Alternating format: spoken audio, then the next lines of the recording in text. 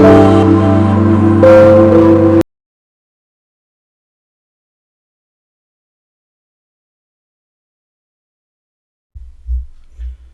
welcome everyone. So this is a step 4 of creating the HR chatbot. So in this tutorial what we are going to do is we are taking the user question and we are passing into the same embedding algorithm that we have discussed earlier, and that question will convert it to the number format, right, the embeddings. And with this context or these embeddings we will take the user question, which is this, plus the relevant chunk and pass into the LLM, right? LLM will generate the answer for us. So now let's quickly do this hands-on. So this will be our step number 4, right? So what we will do in step number 4 is we will create a chain. So what we will do, create chatbot chain, right? And this will accepts a vector store. So why it accepts the vector store? Because in this slide, if you see, whatever the vector store, vector database that we have created, whatever the embeddings we have created, it has to search through those embeddings. So it will take vector store as a it will store vector store as a parameter, right? Now let's create the LLM here. So in this case we are opening the chat OpenAI. So we have created the API keys for the chat OpenAI, right, previously on the platforms OpenAI. So we are using chat OpenAI. So we are using the model as a turbo, which is GPT 3.4 turbo, and temperature suppose I set a 0 for now. Now in this case what I'm going to do is I'm going to create a chain, right? And I'm saying the conversational retrieval chain here, right? Now what this conversational retrieval chain will do, so if you see this one, right, so whenever you ask any question, suppose what is RAG, about the document that you have already embedded, then it will give you an answer for the particular question, right? But suppose if you are asking the follow-up question, suppose you have asked what is RAG, the first question, and then you ask the importance of it, right? And mind you, importance of it, right? So how does it signify, okay, what is the meaning of it, right? So it has to be aware about the previous conversation, that it means the RAG, because user has asked the RAG about the RAG previously, right? Or let's take another example also. Suppose if you are saying, okay, add 2 plus 2, right, and it gives you an answer 4, and the next follow-up question you are saying, okay, add 3 more into it. So the chatbot has to be aware about the previous answer, that it was 4 and now I have to add 3 into it, right? If it doesn't maintain any kind of a history that was earlier it generated, then it will not be able to give you a follow-up answer, right? So that's why this conversational retrieval chain, this is responsible for managing the memory as well.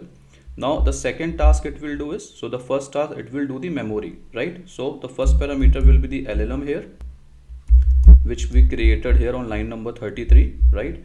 The next task is the retrieval process, right? So if you are aware about this document, again let me go back to the slide here. So what we are doing is, whenever you ask any question, it actually searches in the vector DB for most relevant embeddings, right? So whenever you ask the question, so whatever the embeddings it has created, it will search this embedding or a particular relevant embedding into this particular database, right? So that's why we need to provide them a chunks, and we need to search for the relevant document. These documents, these chunks can be any number of times. So suppose for an example, if you type minus the embeddings it has generated minus 0.5, 0.8, minus 0.9, so it doesn't mean it will exactly search it, right? Because it's a similarity search, we have talked about it. So what it will do, it will return number of chunks that can be the match of these particular embeddings that it has been created, right? So let's go back to our code. So here we will type a retriever that we need, and that retriever has to be retrieved from the vector store as a retriever, right? And here how many number of documents we want to fetch, or how many chunks we want to fetch, we will use the search kw args argument. So what basically this k2 means, whenever you will ask any question, so it will search the embeddings, right? It will trying to find the similar embeddings, and the number of embeddings that it will return you for it will be k is equal to 2, So you can imagine, suppose if I am asking what is RAG, right? So go back here.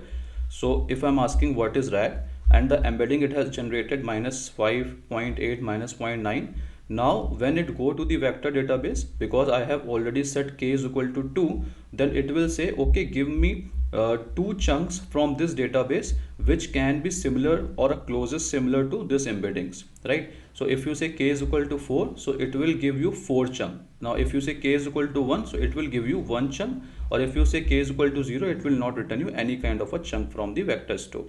So you can imagine the number of k, like the k, as k you increases the k, then what will happen, the more embeddings you will get, and if you decrease the k, less embeddings you will get. Now if you are getting more embeddings, there are the chances that you will get some random answers also. So suppose there is a long text, right, and I'm asking any question, so there is a high chance like whatever the question you have asked, it is actually over answering that question, right? So suppose you are asking what is RAG, so instead of giving you a answer about the RAG, it is also giving you some more stuff, right, which was not relevant. If k is equal to 0 or less, it means that there is a possibility that what question you have asked is not actually returned by the vector DB, right? Because suppose you are asking what is RAG and it is returning the document, there is no answer of what is RAG, right? Or a very less information about that. So it will give you that particular answer. So that's why the importance of k is like you have to be very much careful about it, right? So it should not be either too low and it should not be either too high. Okay, so this is the one thing. Now what it will return, the third parameter that I will do here is the return. Okay, so this is the retrieval. We have created the vector store, and this is the one thing, right? So this is the one part that we have done. Now the next thing that I want to provide as an argument is a source document that it want to return. So suppose return source document true. So what this return source document true is, so suppose in again in this example, or in the back example here, so if you see, okay, the embeddings that it has returned you, suppose the first embedding, which is summary of chunk 1, right? But as a user, you don't have any understanding about what is embeddings, right? So you don't want to see the numbers. So if you give this return source document true as an parameter, so it will also give you like from where this answer is coming, right? So suppose if you give, okay, I want to retrieve the source also from where you are pulling the answer, so it will give you, okay, I am pulling the answer from this particular link or this particular document. So it will give you a link and you can just click on it. It will also give you a line number also if you want. So if you click on it, it will show you the source document it is retrieving the answer for. Okay, so I hope this is clear. And to debug log to be true, I am just putting verbose true. So verbose true means that whatever you are doing, just log it also. Okay, and after that I am returning the chain. I hope it is clear. So here I am creating the chatbot chain. So what we have done, first we ask them like, okay, I want to use the chat OpenAI LLM, which is a GPT 3.5 turbo model. Then I talked about the, okay, I want to use the conversational retrieval chain. It means what this conversational retrieval chain will do, it will use for memory management. It means it is keeping track of the history, right? Then it is responsible for document retrieval process, like whatever the document that we have stored into the vector DB, it is retrieving the appropriate document, whatever the question user will ask, right, based on this k as a 2 parameter. And then return source document, which will give you the source of the document where the answer is generating from, right? So I hope this is clear. Like this is pretty kind of a easy thing. So now once we created the create chatbot method, right, now what we have to do is we have to create the actual chatbot, right? So what we will do is we will say, okay, I am creating the one method which will chat with our document, right? So this will not be the one. So it will chat with our document. So let's create a chatbot method, and what it will do here is it will do all these things, right? So we have already created a main method, so we don't need to create this method here. We can actually use this main method. Okay, so first we load the document, we chunk the document, then we use a vector store to store that chunk into the vector DB in a form of embeddings. And now whatever the method we have created, a create chatbot chain, we created a chain, right? So remember, this sequence is very much important. Okay, so I mean, this sequence is very much important, and that is actually, overcome by, further libraries. So when we will talk about the lang graph and other things, these process will be automated also. And there are many no code low code tools, which are also capable of, doing these process internally, right? So you don't have to worry about how, what is the order of this. But for now, because it's a pure LangChain based tutorial, so we have to do all this, right? So we have to load the document, we have to chunk, we have to create the embeddings, then we have to create a chain and pass the vector store in it, right? I hope it is clear. So let me remove all this print statement. So once we create the chain, so the next task is to actual talk with our bot, right? Okay, so now I am creating the actual method which will ask question, which will take users input and it will send to the LLM and get the answer. So how to do that? So I am running a while loop. Why I'm running the while loop? Because I'm saying, okay, until unless I'm not stopping you, go ahead, right? So here I will make a query, right? So users query, which is enter a query, right? So here you can type a question. Now until and unless I am not stopping this, it will not stop. It will repeat asking the question, right? But when they are asking the question, I told you it has to maintain the history, right? So let me create a one method or a one variable which is a history. So suppose I am maintaining a chat history, right? So this variable is responsible for all the previous conversation. It will store all the previous conversation and it will send along with the question to the LLM. So it will have a context about the previous chat also, right? So now here what we will do is we will say, okay, once we have once we have asked the question. So now if you go to my diagram here again, which is this, right? You have asked the question. Now you have to send this question with this vector store to the LLM, right? So we have already created a method which will creating the LLM and getting this vector store. We just need to send this question also. So going back here, what we need to do is we need to send it, right? So the same chain that we have created here, right? Now we are invoking this chain. So either you use the invoke method, or if you don't use the invoke method, that is also fine, right? So what I am saying is, now I am asking the question. So let's go ahead and do for the question, right? This one. So once you have a question, you have a chat history. Now why we are passing the chat history, I hope it is clear, right? And this is pretty simple, because the user will enter a question, and with this question and chat history I need to call my create chatbot chain method, which will take the answer, relevant embeddings from the vector store, and it will give to the LLM to retrieve the answer from. I hope it is clear. Now once it returns you the response, it will return into the results array, right? Results dictionary actually.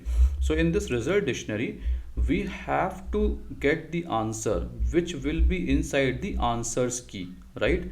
So once we get the result, we need to retrieve the answer from the answer key, and from where it is picking, from which embedding or which source document it is picking, you can get it from the source document.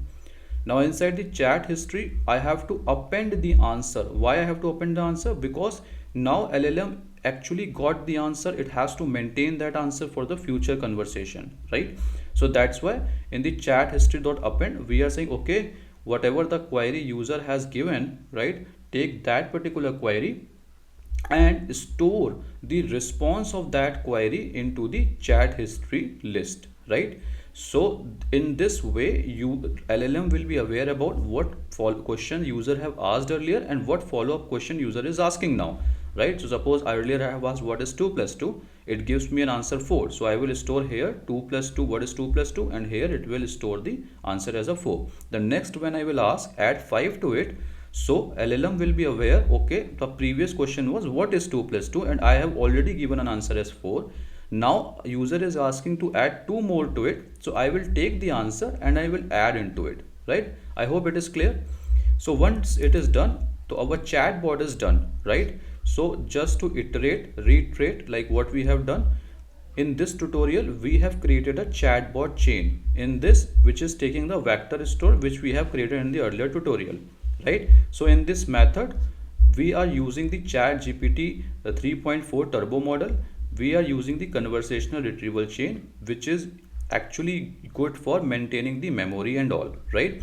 So we are passing the LLM, we are passing the retriever, we are saying okay, what source document it is retrieved from, give it to us, and basically we are invoking that chain with the method chain.invoke or a simply chain, right? So now let's try to run this, right? So now let's try to get into the action. So let's run this. So python chat.py and hit enter. So what it will do, it will load the document, it will create the embedding, and then it will ask the user query. So now I'm asking how many leaves, suppose I'm asking how many leaves my company provides, right? Hit enter.